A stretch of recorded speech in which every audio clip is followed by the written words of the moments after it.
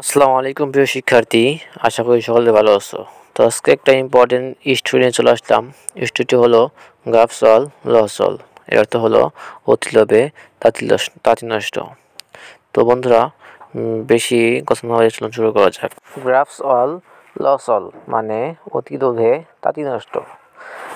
There live a farmer in a village.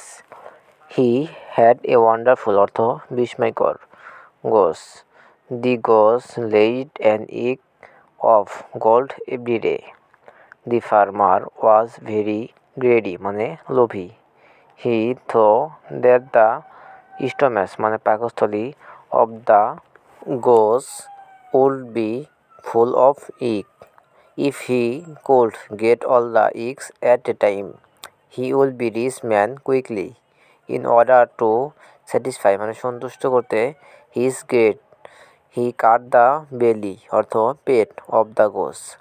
He he searched it thoroughly for his মানে এই ক্রাইস মানে কাঙ্ক্ষিত eggs, but to his utter মানে চরম surprise he found that there was no eggs there. He became entirely মানে অত্যন্ত disappointed মানে হতাশ. He lost the valuable goose forever. He was gradually becoming rich, having on eggs of gold every day. But he wanted to be rich quickly. So instead of becoming rich, he became poor.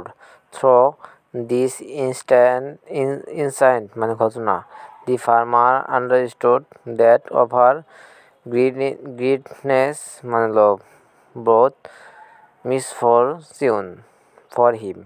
If he were point and could strike off his greed, he could have been rich someday.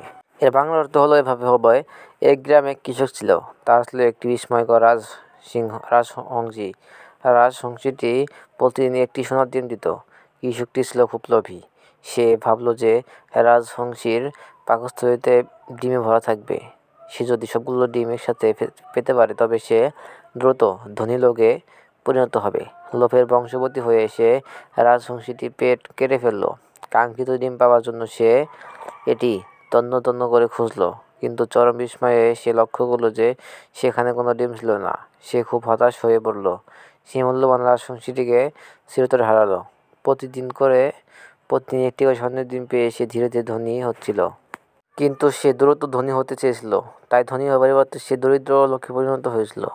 এই ঘটনার মধ্যে কৃষক উপলব্ধি করেছিল যে অতিরিক্ত লোভই তার দুর্ভাগ্য বয়ে এনেছে। সে যদি ধৈর্যশীল হতো আর তার লোভ ত্যাগ করতে পারত তবে একদিন সে ঠিকই ধনী হতো। তো প্রিয় বন্ধুরা, আজকে ভিডিও এ পর্যন্তই। ভিডিওটি ভালো লাগলে লাইক এবং সাবস্ক্রাইব করতে ভুলবেন না। আসসালামু আলাইকুম।